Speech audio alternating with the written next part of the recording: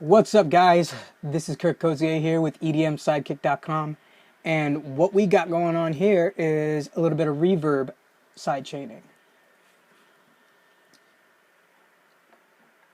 So a lot of people are using this reverb technique. A lot of people use it to get their synths to sound super huge. You can really hear it in a lot of big room tracks, obviously. With the short little leads, and then the reverb kind of swells in afterwards. Trance does it a lot. A lot of trap is starting to do it. So I noticed that on YouTube, there's not a lot of tutorials on how to actually accomplish this kind of thing, and it's actually fairly simple. So what I'm going to show you here, if Logic decides to cooperate. All right, cool. What I'm going to show you here is how to get that kind of swelling reverb effect in Logic 10. And this is how I do it. There's a few other ways you can do it. The first way is you can take a lead or like a short sample or something. The first way is take your lead and send it to your reverb like normal, which is better. If you send it to a reverb, you have a little bit more control. So I have the Valhalla room set up here. And it's just set to, I think I just messed with the decay and then turned the high cut down. This is a pretty simple reverb and it sounds super expensive. So that's the one I've been using on all my tracks, and I feel like everybody uses it too. So then I have the Pro Q here, just to clean up, like get rid of the low end and get rid of the top end to make some headroom. And then after that, I have the Logic compressor set to the FET style. And now the reason why I chose Studio FET is because it reacts the quickest. Studio FET is like Logic's FET compressor. It's an emulation of a compressor called an 1176, which is mainly used on, like, from what I've known, what I've seen, is used on rap vocals a lot. Anything that's got like quick transients, drums, stuff like that.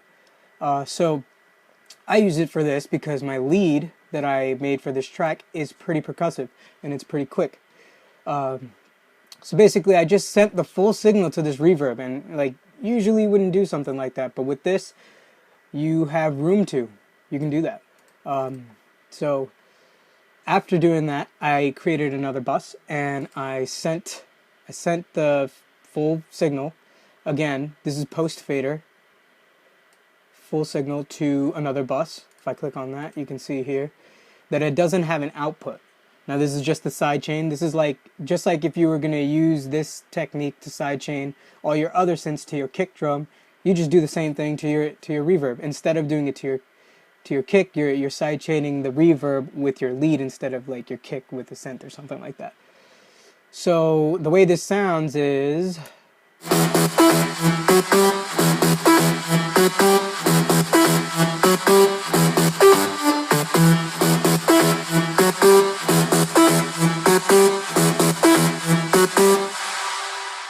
so you see how it's pretty subtle.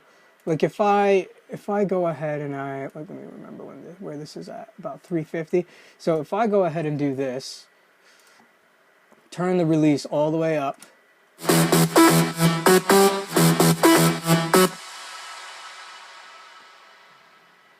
It's kind of hard to tell, but here, let me see if I can figure out an easier way to show you this. So we can bring the threshold down, probably.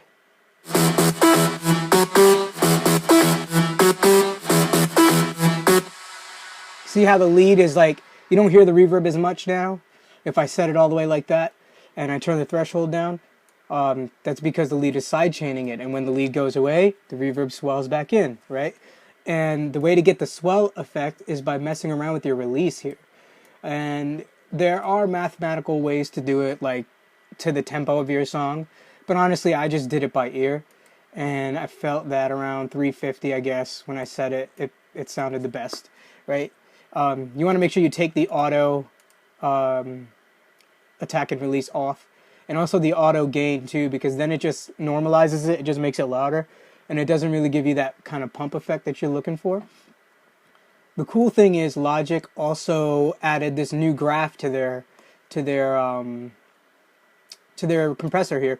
Before they just had this, and they just had the meter, but now they have the graph, so you can kind of see what it's doing to the as far as compression goes.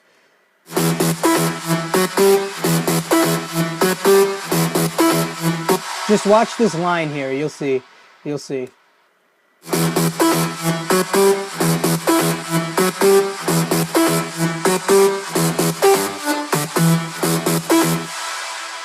So you see how when I stopped it, the reverb came right back in. Since I have this song being like super percussive, and the lead is really kind of driving and not really long, and I don't have long kicks either, so most of this song is really percussive. So I wanted the reverb to act as like kind of like a fill part when there wasn't a lead going on. So that's when I messed around with the release to find the best thing that felt right for the groove of the song. So if you're trying to do that, like sending your lead to it, the compressor is gonna react for however long your lead is. So in Sylenth, let's see here. In Sylenth, I have it set. I mean, this is a lead from a pack that I got from Blur, and I just kind of messed around with it, added a ton of effects and stuff, so it's saturated and all that. But basically, I set it so that it was pretty short and it was pretty, there was a good attack on it. And you kind of want to do that with anything that you're trying to sidechain. I find that you have a little bit more flexibility if you keep the sounds that are acting as the trigger for the sidechain short. So another way you can do this is, have like a hi-hat doing the same pattern, or like a short white noise blast or something, and that could achieve the same effect. But if you go ahead and do it and bounce it as audio and use it as an audio file after programming it, then you can kind of really see what the trigger's actually doing as far as compressing. I mean, you can also use the graph too, but that's one of the ways to get your reverb to compress and get that swelling effect. Hope this was pretty helpful, and here's the rest of the song. I'll let you guys hear it.